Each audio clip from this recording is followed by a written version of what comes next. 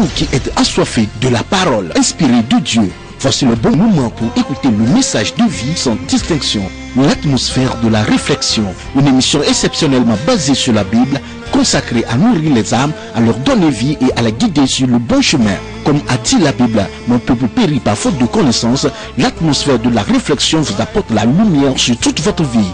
Suivez l'émission L'atmosphère de la réflexion avec le révérend Miezan Nyanké. Pour toute information et prière, veuillez contacter le 99 93 38 79 5.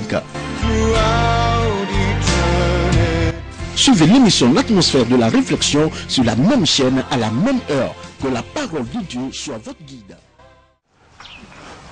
Bonsoir mes bien-aimés, vous êtes encore sur votre air préféré. À ce moment précis, nous allons partager un sujet très important ensemble, qui est un sujet que beaucoup d'hommes le connaissent. Et Dieu m'a mis à cœur pour que nous réfléchissions beaucoup. Parce que je me pose la question, quand nous partons à l'église, quel est notre objectif? Quel est notre objectif de chercher Dieu? Et j'aimerais que tu me suives attentivement pour l'une des raisons duquel qui arrive de telle sorte que beaucoup de personnes n'arrivent pas à retrouver quelque chose de bon avec Dieu. Je les appelle et je les intitule les dormeurs ou les dormeuses, ou bien comme on appelle les dormantes, ou bien tu peux le dire les dormateurs. Peu importe, c'est un autre mot que je viens de donner. Mais sans plus tarder, lisons ensemble dans Actes chapitre 20, versets 1 à 10. Actes chapitre 1, Actes chapitre 20, versets 1 à 10. La parole de Dieu dit ceci. Lorsque le tumulte eut cessé, Paul réunit les disciples et après les avoir exhortés, prit congé d'eux et partit pour aller en Macédoine. Il parcourut cette contrée en adressant aux disciples de nombreuses exhortations. Puis il se rendit en Grèce où il séjourna 3 mois. Il était sur le point de s'embarquer pour la Syrie quand les Juifs lui adressaient des embûches. Alors il se décida de reprendre la route de la Macédoine. Il avait pour l'accompagner jusqu'en Asie Sopater de Bérée, fils de Pyrrhus, Aristarque et Second de Thessalonique, Gaius de Derbe, Timothée ainsi que Tychique et Trophime, originaires d'Asie. Ceux-ci prit les devants et nous attendit à Traos. Pour nous, après le jour des pains sans levain, nous nous embarquâmes à Philippi et au bout de 5 jours, nous les rejoignîmes à Traos, où nous passâmes 7 jours. Verset 7. Le premier jour de la semaine, nous étions réunis pour rompre le pain. Paul, qui devait partir le lendemain, s'entretenait avec les disciples et il prolongeait son discours jusqu'à minuit. Il y avait beaucoup de lampes dans la chambre haute où ils étaient assemblés. Or, un jeune homme nommé Eutychus, qui était assis sur la fenêtre, s'endormit profondément pendant le long discours de Paul. Entraîné par le sommeil, il tomba du 3e étage en bas et il fut relevé mort. Dernier verset. Mais Paul, étant descendu, se pencha sur lui et le prit dans ses bras en disant: ne vous troublez pas, car son âme est en lui. Alléluia. Que le Seigneur vous bénisse encore cet après-midi pour ces petites exhortations, pour que tes yeux se ouvrent. Et ma prière pour toi est que tes yeux se ouvrent, pour que tu ne sois pas distrait lorsque tu vas à l'église, ou tu ne sois pas distrait lorsque tu as un objectif à atteindre. Et pour que personne aussi ne soit là comme un pied d'achoppement, ou bien pour causer des scandales, pour t'empêcher d'arriver à ce que tu veux attendre, ou bien tu veux recevoir de la part de l'Éternel. Le passage que nous venons de lire nous fait comprendre que durant l'œuvre missionnaire de l'apôtre Paul, il prêchait la bonne nouvelle et il avait voulu aller, il a quitté en Macédoine pour aller en Grèce. Mais il y avait des troubles qui étaient passés. Lorsqu'il voulait partir en Syrie, il y avait des troubles qui étaient passés. Donc, finalement, il a fait des demi-tours pour revenir en Macédoine. Mais il avait beaucoup de frères, des compagnons de route à son ministère qui l'avaient aidé à aller prêcher la bonne évangile. C'est comme je peux dire, son équipe qui voyageait avec lui pour aller prêcher l'évangile. Et lorsque il était parti et il arrivait en Macédoine, la parole de Dieu nous dit qu'il a rassemblé le peuple, les croyants, à ce moment-là, dans une chambre haute pour les exhorter, pour leur donner des discours.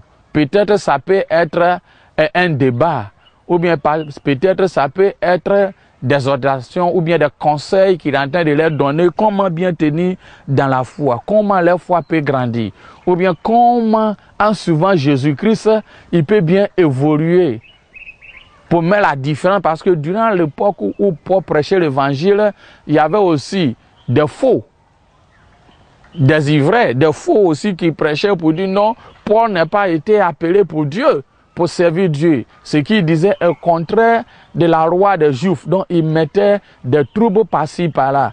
Alors il se pourrait que Paul a rassemblé ces gens, leur donner des conseils, leur faire comprendre ce qui est normal. Mais la parole de Dieu nous dit que dans la chambre où ils étaient, il y avait un jeune homme qui est nommé Eutychus. Et j'aimerais que tu gardes ces mots-là, Eutychus. Il y a plein de Eutychus dans nos églises. Plein de Eutychus dans nos églises. Plein de Eutychus qui sont avec toi. Mais ma prière est pour toi, est que tu n'auras pas plein de Eutychus sur ton chemin. Qu'est-ce que je veux dire par là? Lorsque Paul prêchait l'évangile et la parole de Dieu nous dit ils étaient dans la chambre haute, ils étaient en train de prêcher, il y avait un jeune homme qui était assis au bord à la fenêtre. Est-ce qu'il n'y avait pas de chambre ou bien la salle était claquée de telle sorte qu'il n'y a pas le monde sur la borne de telle sorte qu'il n'y a pas de place qui a permis ce jeune homme d'asseoir du fenêtre? Ou bien, est-ce qu'il n'y avait pas, comme on appelle, il y avait la chaleur, étant ce qui était dedans, que ça a permis ce jeune homme, en venant s'asseoir sur la fenêtre, ça le permet d'avoir le vent frais qui venait. Ou bien la chaleur, mais je sais qu'il ne pourrait pas avoir la chaleur, et ce n'est pas le temps de l'hiver. C'était pas le temps où il y avait les hivers qui étaient là.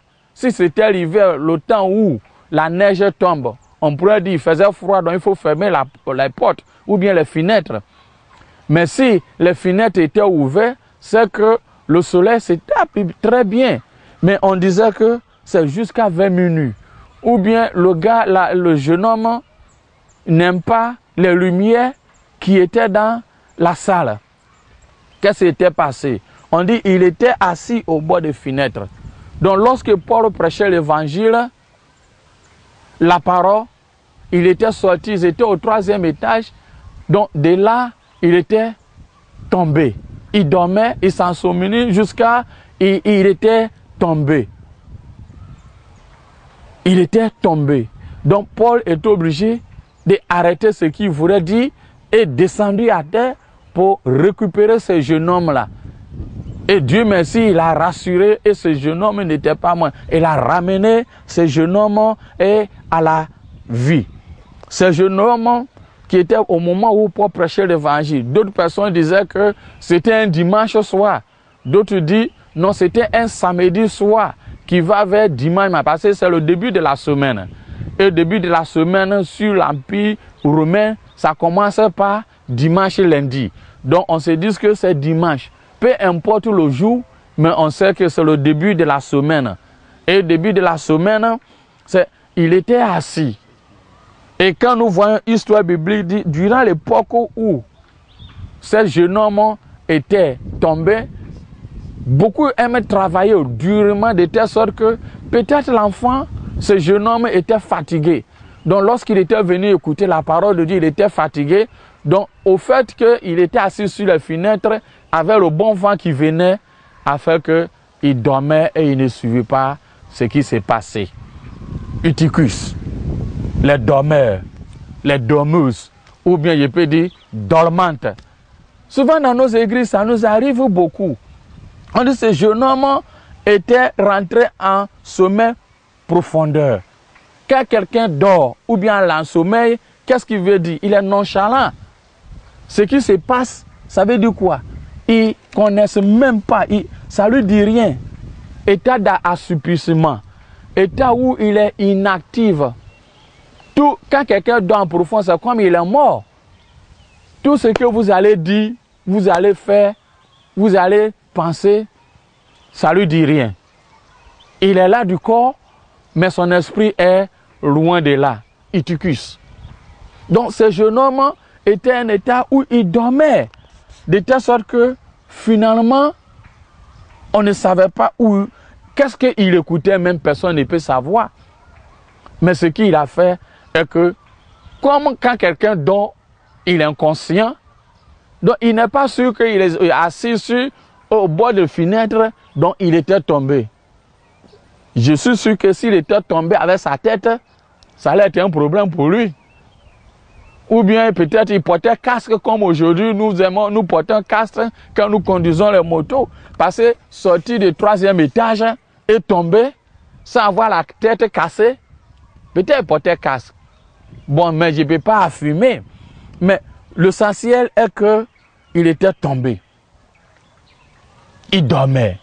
Au moment où la parole passait, il dormait. Les dormeurs. Ça nous arrive dans nos églises. Il y a des gens, ils vont à l'église, ils vont chanter, ils vont sauter, ils vont louer. D'un moment où l'homme de Dieu dit, bon, ouvrez vos Bibles, nous allons commencer à prêcher. Voici Actes des Apôtres, chapitre 20, verset 1, il commence.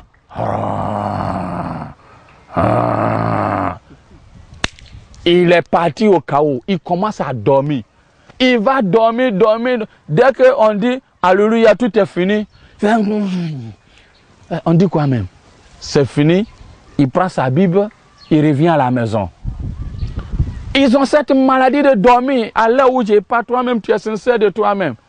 Tu vas à l'église pour écouter la parole de Dieu. Mais d'un moment où la parole de Dieu commence, tu vas le voir dormir. Et si toi, tu es à côté de cette personne, comme j'ai su qui est nommé Eutychus, peut-être les personnes qui sont à côté de toi, tu reconnais qu'il dort beaucoup. Il s'appelle aussi Eutychus. Donc, à côté de toi, qu'est-ce qu'il fait? Il dort et il penche sa tête sur ta poitrine. Tu ne fais pas attention, tu es contagieux. Et puis, tu commences aussi à ronfler. Et tout le monde commence. Des fois, le pasteur dit, levez-vous, alléluia. Et puis, il dit, Et si tu demandes, frère, qu'est-ce que le pasteur a dit? Donne-moi le verset. Il dit, moi-même, je n'ai pas su. Les dormeurs, dormeuses. Et ça devient dormante. Comment nous voudrons que Dieu fasse quelque chose pour nous, alors que c'est la parole de Dieu qui nous guérit. C'est la parole de Dieu qui nous libère des liens. C'est la parole de Dieu qui nous réconcilie avec Dieu. C'est la parole de Dieu qui nous freine le chemin à suivre. C'est la parole de Dieu qui nous conseille des voies. C'est la parole de Dieu qui nous dépouille de toutes les attitudes et des caractères qui n'est pas bon. Mais qu'est-ce qui se passe? D'autres sont des dormeurs, comme Eutychus. Ils viennent à l'église, ils ont bien dormi la nuit. Mais dès qu'ils viennent et la parole de Dieu commence, tu les vois en train de dormir. Tu les vois en train de sommeiller. Tu les vois, d'autres même, jusqu'à même la salive même sort. Mais comment? Si tu es dans cet état, mon frère, ma prière pour toi, à ce moment, tu es en train de m'écouter. Que le Seigneur t'aide, qu'il te délivre de cette captivité. Parce que tu n'es pas permis, ce n'est pas bon pour aller à l'église, pour chercher la présence de Dieu, et puis devenir comme Eutychus. Dormir. Des dormeurs et des dormeuses. Alors que nous avons les oreillers à la maison. Et ton objectif d'aller à l'église est d'aller écouter la parole de Dieu. Mais cet esprit de Eutychus est en toi de telle sorte que dès le moment où tu arrives à l'église, la parole de Dieu commence, tu commences à dormir. Tu es témoin de toi-même. Ma prière pour toi est que Dieu te délivre de cet état. Et que Dieu va te délivrer de cet état. Ce qui est beaucoup important est ceci. Les dormeurs et les dormeuses freinent la bénédiction, freinent le message. Paul n'est pas arrêté, c'est-à-dire, la parole ne nous dit pas que Paul était arrivé à la fin de son message. Mais il disait que lorsque cet homme était tombé, il a arrêté et il est descendu pour aller chercher.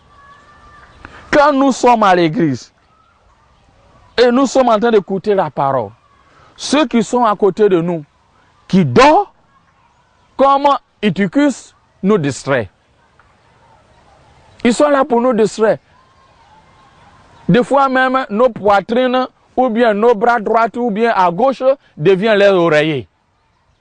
De telle sorte que tu es tellement en bout, fâché au-dedans de toi-même que tu n'arrives même pas même à suivre le message même qui vient. Ces gens-là, Eutychus, empêche-toi aussi d'écouter la parole de Dieu.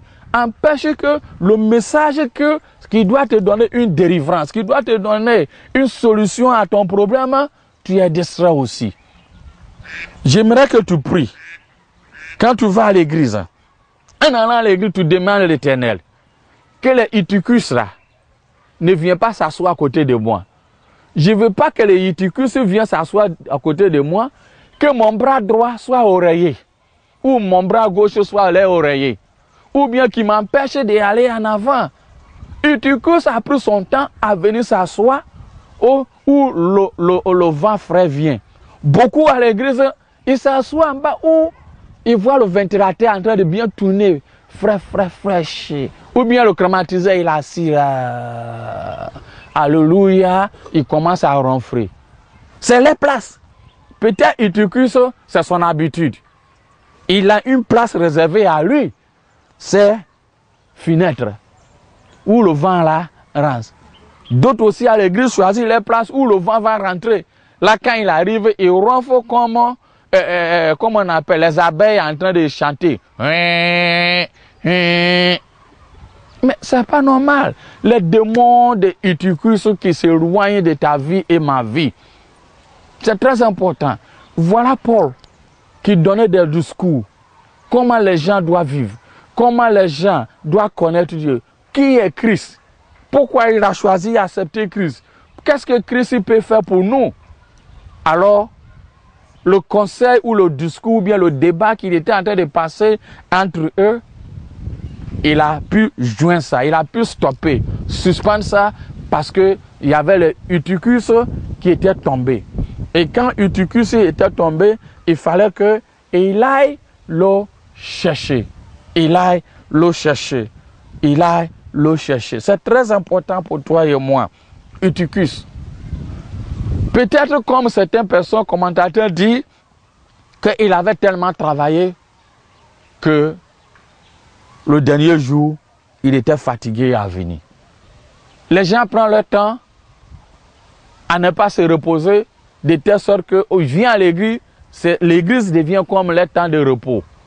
Alors que ça ne doit pas être, c'est le moment que nous devons être vigilants. Parce que nous avons pris le temps de lundi jusqu'à toute la semaine. Donc c'est le moment où nous devons chercher la face de Dieu. Et on peut aller à l'église, toutes ces choses te bloquent ta bénédiction. Tu peux aller à l'église 24 heures sur 24 heures toute l'année, 365 jours, et à ne pas garder un verset. Parce que l'ennemi sait que tu vas chanter, tu vas louer. Il n'a pas de problème avec toi. Mais la parole qui doit te libérer, il va te faire que tu deviens comme Eutychus. Dis à cet esprit, Eutychus, éloigne-toi de moi. Je vais à l'église pas pour dormir. Je vais à l'église pour écouter la parole de Dieu. La parole qui me libère. Mais non seulement moi aussi, mais pour que je ne sois pas un pied d'achoppement, un scandale, un obstacle pour ceux qui sont à côté de moi. Eutychus, lorsqu'il était tombé, il était devenu un scandale pour tout le monde. Parce que tout le monde était déboussolé. Tout le monde, il y a d'autres même peut-être, ils se disaient, mais il est mort. Si Paul a dit il n'est pas mort, ça veut dire que d'autres, si quelqu'un avait crise cardiaque, il peut même mourir à cause de Eutychus. À cause de son malveillance ou bien son truc, comme on appelle, son état de inconscient, nonchalant peut permettre quelqu'un à payer le pot cassé. D'autres vont à l'église, ils ne sont pas partis à l'église pour palabre, mais comme les bras doivent devenir oreillers de quelqu'un d'autre, ils commencent à faire palabre. Pour rien de cause. Mon frère, ma soeur, si cet esprit est en toi, prie Dieu, à l'heure où tu es en train d'écouter cette parole n'est pas venue en vain, mais cette parole était venue pour que tu sois éclairé, pour que tu arrives à comprendre, être conscient qu'à chaque fois que tu vas à l'église, ce n'est pas une seule fois, mais à maintes fois, lorsqu'on dit Alléluia, il est l'heure d'écouter le message, 2 minutes qui suivent, tu commences à dormir. Cet esprit de Eutychus, j'aimerais que tu dis à cet esprit de Eutychus, éloigne-toi de moi. Je ne vais pas être dormeur, ni dormeuse. Et je ne vais pas être dormant, inaction. Parce que quand quelqu'un dort, il est inactif. Il est inconscient de ce qui se passe de lui. Et ceux qui vont à l'église et qui dorment, il est inconscient, rien ne rentre. Donc, qu'est-ce qu'il fait? Si la parole de Dieu n'est pas en nous, on fait que des bagarres. On risque de faire des choses qui n'est pas important. On risque de semer les troubles. On risque de critiquer aux autres. On risque de porter les haines contre les autres parce que la parole de Dieu qui doit nous corriger, doit changer, doit nous libérer n'est pas là. Quelqu'un qui dort n'est pas conscient en lui-même. Quelqu'un qui dort a été un état on peut dire un état de mort. Un état où il n'a rien. Le proverbe, proverbe 24, verset 33 dit, un peu de sommeil, un peu d'assoupiment, un peu de croiser les mains pour dormir. Tu vois, un peu de sommeil, un peu d'assoupissement, un peu de croiser les mains pour dormir. Ça commence peu à peu. Et quand ça arrive, tu deviens physiquement mort. Inconscient de toi-même. Quand quelqu'un est inconscient de lui-même, il n'est pas de la valeur de la société. Il n'est pas de la valeur de la société. Donc mon frère et ma soeur, j'aimerais que tu prends conscience à l'heure où tu es en train d'écouter cette parole. Que cet esprit de Eutychus s'éloigne de ta vie. Non seulement tu ne deviens pas pied d'achoppement pour les autres, mais que toi aussi tu sois libéré. Paul est obligé de descendre à terre, du 3e étage, prend l'enfant là dans ses bras et puis commence à prier pour lui. Quand il a dit l'enfant, le jeune homme, ça veut dire quoi? On peut dire, quand quelqu'un est un jeune homme, il n'est pas arrivé à l'âge de maturité. Quand quelqu'un est arrivé à l'âge de maturité, comment? Il devient homme. Tu vois un peu, non? Il dit, cet homme. Il dit, cet enfant. Dans le mot, le vrai sens même de ce mot-là, parle de cet enfant. Il parle même de cet enfant. Cet enfant, c'est jeune homme. Mais le vrai mot même parle d'enfant. Quelqu'un qui n'est pas arrivé à la maturité. Tu vois un peu? Ceux que je pense qui vont à l'église, qui dorment, n'est pas arrivé à la maturité. Et si tu veux arriver à la maturité, tu dois être conscient de toi-même que tu as un objectif à atteindre pour en allant à l'église. Mon frère, ma soeur, on passe nos temps chaque dimanche pour aller à l'église. Et nous devons en tirer de profit. On passe nos temps, tout le temps aller à un endroit de prière. Même dans les veillées. On va prendre beaucoup de temps à chanter, à sauter. Mais quand il s'agit de prêcher, tu vas voir 70 personnes, 60% même des congrégations même sont assis là en train de dormir. Il faudrait que l'homme de Dieu dise sautez, sautez, sautez, sautez. Et l'église devient comme un endroit de gymnastique. Et ce n'est pas normal. Il faut que quand la parole de Dieu arrive, nous devons être prêts comme un soldat qui est prêt à aller au combat. Et apprendre à garder, parce que c'est la parole qui nous libère. C'est la parole qui nous redresse. C'est la parole qui nous transforme. C'est la parole qui nous change. C'est la parole qui nous fait équiper de telle sorte que quand les démons, peu importe le nom qu'on donne au diable, va se lever, il te regarde en face et puis il dit, j'ai pris mauvais chemin et il s'enfuit. Sans la parole, rien d'autre. Mais si ce caractère, cette attitude de Eutychus est en toi, mon frère, ma soeur, c'est mieux même de dormir à la maison et que passer ton temps à l'église. Mais que Dieu t'aide. Que Dieu t'aide pour que toi et moi, cet esprit de Eutychus s'éloigne de ta vie. Mais que ta vie aussi ne devienne pas un pied d'achoppement aux autres. Quand cet jeune homme était tombé, Paul était obligé de descendre pour le prendre et assurer la population, assurer la congrégation qu'il n'est pas mort. Toi qui es dans cet état-là, l'Esprit Saint est avec toi.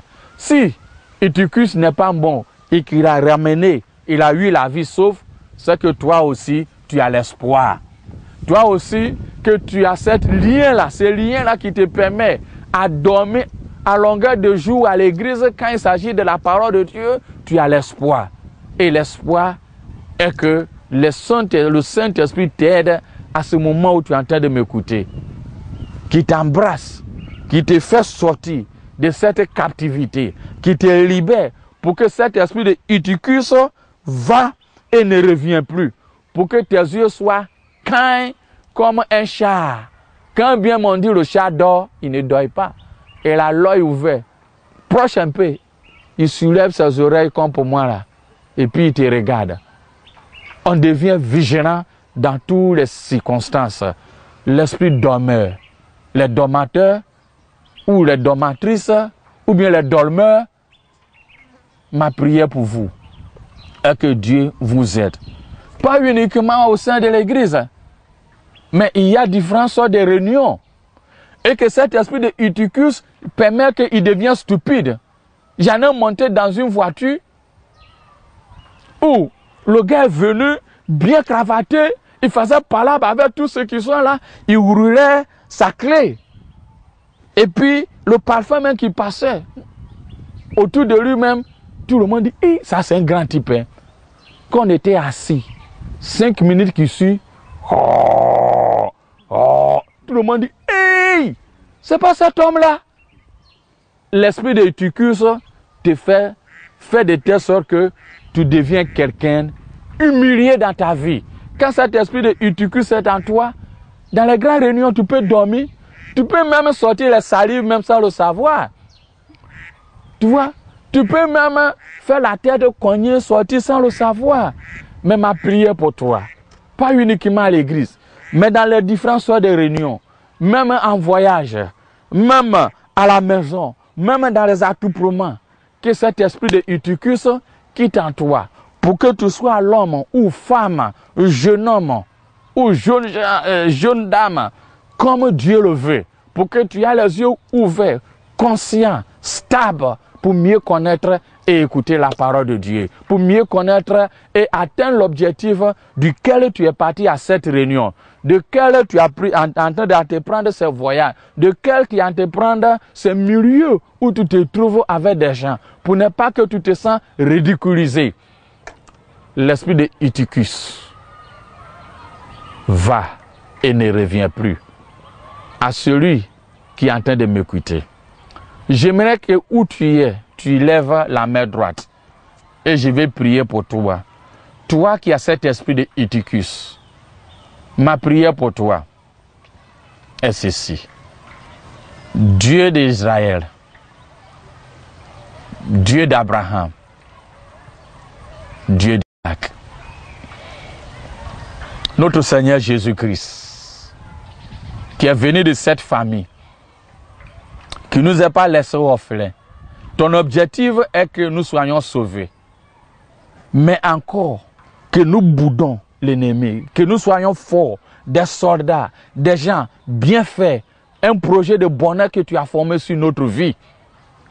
Éloigne cet esprit de Eutychus, cet esprit de nonchalant, cet esprit qui fait de telle sorte que les gens s'assoupirent, qui dort en profondeur, qui devient inactif, inconscient à l'église, inconscient même dans les lieux de culte, dans les réunions respectives, s'éloigne de leur vie. Que à ce moment où il vient d'écouter cette parole, qu'il soit libéré. L'Esprit Saint va vers eux et restaure ce qui est perdu. Comme Eutychus a eu la vie sauve, permettre qu'ils ont la vie. Et cette vie dans l'abondance. Afin que ces liens-là ne reviennent plus à leur vie. Soyez bénis. Amen.